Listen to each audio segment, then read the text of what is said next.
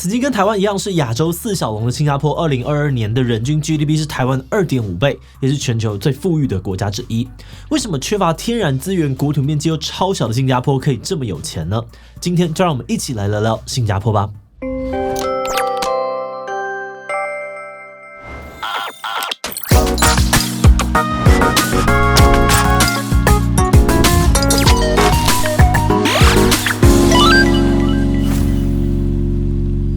Hello， 大家好，我是志祺。新加坡建国到现在只有短短的58年，是个非常年轻的国家，而且它的土地面积只有大约 2.6 个台北大，人口也只有545万左右，大概是台湾的1/4。但是资源不多的新加坡却不断创造各式各样的经济奇迹。现在它不但是亚洲最重要的金融中心，也是全球最富裕的国家之一。新加坡护照呢，更在2023年以192个免签国挤下日本，成为世界最强护照。到底新加坡是怎么做到的呢？今天我们会来看一本非常有趣的书，它叫做《新加坡的非典型崛起》，作者是美国的海洋史专家约翰培瑞，他会从历史角度分析新加坡崛起的关键原因，而他认为新加坡不只有地理优势，更重要的是新加坡政府精准的布局策略。为什么新加坡这么有钱，发展这么好？台湾可以从新加坡的成功模式里面学到什么吗？不过在开始今天的讨论之前，先让我们进一段工商服务时间。忙碌的你想要在职场上面进一步提升自己，但总是找不到适合的方法吗？那欢迎你来报名中信金融管理学院的日本实战硕士学分班。这个学分班有管理大师大前研一博士监制，集结了麦肯锡、BCG、纽约大学、一桥大学、早稻田大学等等的权威师资。课程还包含了日本实战研习，带你参访日本知名企业及日本最大工业展，用实战经验和知识理论帮助你成为跨国商业人才。另外，课程还采用碎片式学习策略和论文专案管理系统，提升学习效率，最快1年就可以毕业。现在报名并且填入志祺77优惠码，学费还可以现省3.3万元。赶快点击资讯栏了解更多资讯吧。在200多年前，新加坡是个人口只有几百人的小小渔村，非常的不起眼。直到1819年，大英帝国东印度公司的史丹福莱博士来到了新加坡建立交易站，才让新加坡逐渐的发展成繁荣的转口贸易港。而到了1867年，新加坡正式的成为了英国的殖民地，跟槟城马六甲并列同一个辖区，受到英国政府的直接统治。在殖民时期，英国带来了许多基础建设，也引进了精英威权的管理模式，为新加坡在未来建国事业上打下了基础。二战时期，日本短暂占领新加坡，战争结束之后，新加坡由英国人重新管辖。但随着英国的国力衰退，新加坡在1959年取得了自治邦的地位，并由人民行动党的李光耀出任州长。1963年8月，李光耀宣布脱离英国独立。1个月之后，新加坡与马来亚联合邦、沙巴还有沙拉等地共同组成了新国家马来西亚。不过，短短2年之后呢，新加坡就直接被马来西亚扫地出门了。跟马来西亚统一的时期，以李光耀为首的人民行动党和马来西亚总理领导的联邦政府，双方在种族权力分配的相关议题上面意见不合，引发了不少的冲突。作者在书中说到，马来西亚对于新加坡带进联邦的华人数量跟潜在实力感到担忧，因为马来亚的马来人并不希望被华人统治。最后，马来西亚国会呢以避免局势恶化为理由，在1965年的8月9日，以126票赞成、0票反对，把新加坡驱逐出马来西亚联邦。新加坡州长李光耀更为此落泪。也就是说，相较于多数的国家是主动争取独立，新加坡呢其实是极为少见的被迫自由、被迫独立的主权国家。而且尴尬的是，新加坡在当时除了地理位置很好，其他几乎一无所有。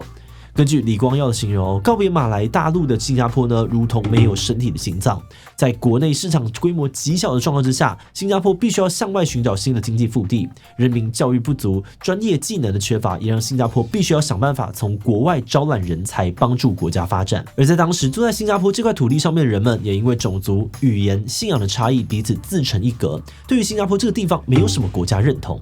总结来说，在突然被独立的状况之下，面对资源匮乏、经济停滞、内部族群冲突等等的困境，新加坡的发展可说是前途渺茫。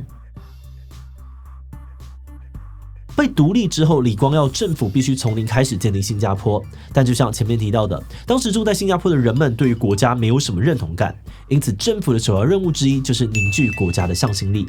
作者在书中提到，李光耀政府会刻意的强调新加坡人民突然被丢下，想要唤起大家的忧患意识。举例来说，当时新加坡的外交部长惹拉南呢，就呼吁国人，如果你还认为自己是华人、马来人、印度人或斯里兰卡人，那新加坡就垮了。你必须要想到新加坡作为整体，把新加坡当成自己的国家。除了激励人民团结，要大家一起为新国家奋斗之外，新加坡政府更主张要让新加坡生存下来，就必须要先让经济发展、社会安定。因此，新加坡采取强硬的治理手段，延续了英国殖民时期的精英威权统治，把反对者的声音视为威胁、打压异议分子。而政策规划上呢，李光耀政府往往是内部决定后就会执行，不会特别取得人民的共识。李光耀就曾经在演讲当中提到，政府会决定什么是对的。那虽然说一般民众呢还是会在私底下批评政府，但骂归骂，每当投票的时候，大部分的人还是会继续的支持人民行动党。碍于国土狭小、天然资源有限，新加坡政府从建国之初就意识到，国家最珍贵的资产就是自己的人民，因此他们非常重视培养出优秀的新加坡公民。首先，在语言方面，考量到人种的组成复杂，新加坡设立了4种的官方语言。而李光耀认为，精通英文的孩子会找到更好的工作。当国民会说2种语言，不止于对经商跟外交都有帮助，国内不同种族的人也都可以透过英文相互沟通。因此，新加坡的学校都采取双语政策，学生除了要学习自己的母语，也必须要从小学英文。另外呢，作者在书中也提到，为了培养出有能力解决问题的精英，新加坡的学校非常重视数学、科学、程式语言等等职业技能导向的科目。而除了学校教育之外呢，政府为了培养出他们心中的高品质国民，也对人民的日常生活寄出了各式各样的严格规范。比如说，在新加坡乱丢垃圾、破坏公物、吐痰上厕所不冲水这些行为呢，都有可能面临巨额的罚款，甚至被判监禁。那在这样子严苛的规范之下呢，多数人民为了自己的荷包不会轻易的犯法，久而久之，新加坡的形象也就渐渐的成为了一个干净又文明的现代国家了。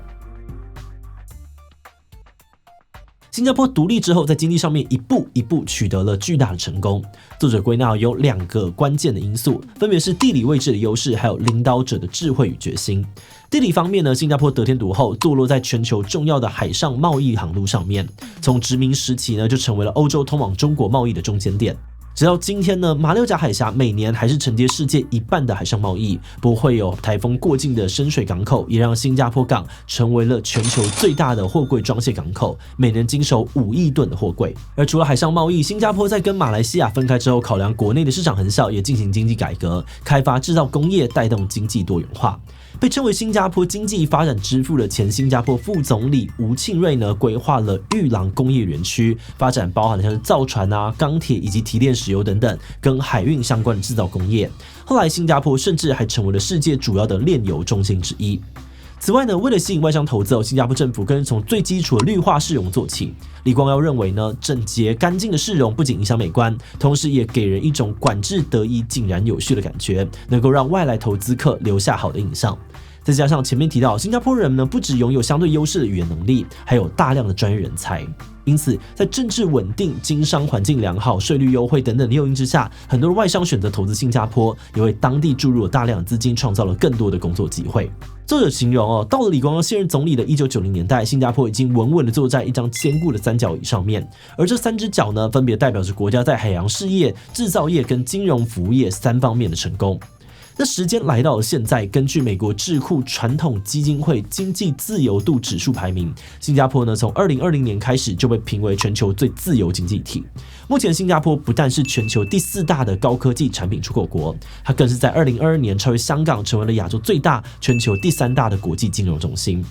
财经网站 Insider Monkey 呢，也将新加坡评选为世界上面最富裕的20国的第1名。优良的国际形象让新加坡护照呢，在2023年挤下日本，成为了免签国最多、世界上面最强的护照。从各种指标来看新加坡都是亚洲拼经济的模范生。不过，看似完美的背后，新加坡政府也有饱受质疑的地方。新加坡在经济上面的成就呢，全球有目共睹，但长年以来，新加坡政府呢，却因为威权统治的争议，受到了不少外界的批评。首先，不少人批评新加坡是假民主，即使人民拥有投票权但实际上呢，人民行动党从建国以来就一直是他们唯一的执政党。虽然在2020年新加坡大选当中，目前最大的在野党工人党取得了10个国会席次，创下了单一反对党首次取得2位数以上席次的纪录，但它在新加坡的影响力还是远远的不及执政党。此外呢，在一党独大的状况之下，新加坡政府长期透过对媒体公司投资、持有股份等等的手段，直接或间接的控制当地几乎所有的主流媒体。根据无疆界记者组织的全球新闻自由指数2022年的报告，新加坡的新闻自由指数在180个国家当中排名第139。官网给出的评论是：新加坡自诩是经济发展典范，但它在新闻自由方面却是个反例，新闻自由几乎不存在。而且对于批评政府的异议分子，新加坡政府态度也非常的强硬。官员常常会用诽谤罪的名义把声誉人士或是记者告上法院，人们的言论自由受到了牵制。更不用说政府对于集会游行的管控非常严格，大家就算对于政府不满，也很难凝聚反对的声音。最后，新加坡的严刑峻法也是世界有名。除了前面提到人民生活的各种大小事都会受到法律约束之外，新加坡也是世界上面少数还保有鞭刑的国家。另外呢，新加坡对于执行死刑呢也是相当的积极哦。根据统计，从2022年的3月以来，新加坡政府已经至少处决了10几名死刑犯。即使受到了国际上面强烈的舆论压力，新加坡的态度基本上也是无动于衷。很多人认为新加坡虽然外表光鲜亮丽但实际上呢却是一个铁腕统治的专制国家。美国作家威廉·吉布森呢就曾经讽刺新加坡是有死刑的迪士尼乐园。我们在读过这本《新加坡的非典型崛起》之后呢，觉得这本书的内容丰富又扎实，资讯量超大。作者其实是从航海时代以前就开始讲述新加坡的发展史，而今天聊到的主要是截取后半部的内容，而且都只是皮毛而已。所以如果你对这个主题有兴趣，我们很推荐你可以亲自去读看这本书，支持好书跟出版社。好的，那回到主题，我们觉得新加坡之所以能够用短时间就获得经济上面巨大的成功，其中的关键因素呢，就是他们的政府可以精准有效率的执行政策。大部分政策呢都由执政党替国民做出决定，而因为在野党的声音很小，民众度配合度也很高，政策呢就能够快很准的落实。有些人会说，新加坡的经济发展就是牺牲部分民主换来的。那关于这一点呢，其实就连李光耀自己也说过，他认为新加坡人民并不渴望民主，人们想要的是有房子、有医疗条件、有工作赚钱、有学校上。那这样子相对不民主的制度到底是不是比较好的？我们觉得讨论这个问题之前，或许也可以先讨论看看它可能会有什么样的风险。在一个相对不民主的社会可能会更仰赖一个决策能力强青年会做事的政治人物来带领国家。那就新加坡的状况，他们建国至今都还没有出现过政党轮替，面对执政的人民行动党，国内也没有能够与之抗衡的监督力量。而就在去年，新加坡爆出了40年来最严重的官员贪污案。现任总理李显龙就表示，高标准品格跟操守一直是新加坡人民信任执政党授权他们组建政府的根本原因。那在这样的前提之下，如果不积极处理，恐怕会直接影响新加坡的政治稳定。那说到这里我们也觉得或许是同为亚洲4小龙的缘故，很多人常常会把台湾跟新加坡放在一起比较，会认为台湾应该要学习新加坡的模式，专心的拼经济。但我们在想是，如果经济利益的代价是牺牲部分的民主自由，大家真的愿意吗？老实说，我们觉得可能有点困难。民主自由是一个会让人上瘾的东西，体验过自由民主的民众可能很难走回头路。像是言论自由被压缩丧失部分监督的力量等等，应该都会有人反弹。不过这也只是我们的想法而已，或许大家心中经济利益跟民主自由的排序可能都不一样。所以今天想问大家，如果牺牲部分的民主可以换来更繁荣、更有秩序的社会，你会愿意吗？愿意现在来说，搞好经济比较重要，先顾好生活才能够想其他事情。比不愿意民主虽然不能够当饭吃，但没有民主就只能要饭吃。所以不确定可能要看看是牺牲哪些东西。第其他留言告诉我们你的想法吧。最后，如果你喜欢今天的影片，欢迎发出去，让更多人知道新加坡的非典型崛起。此外呢，可以点击这个地方看新加坡鞭刑以及新加坡双语政策。那么今天的这一期就到这边告一段落，我们就明晚再见喽。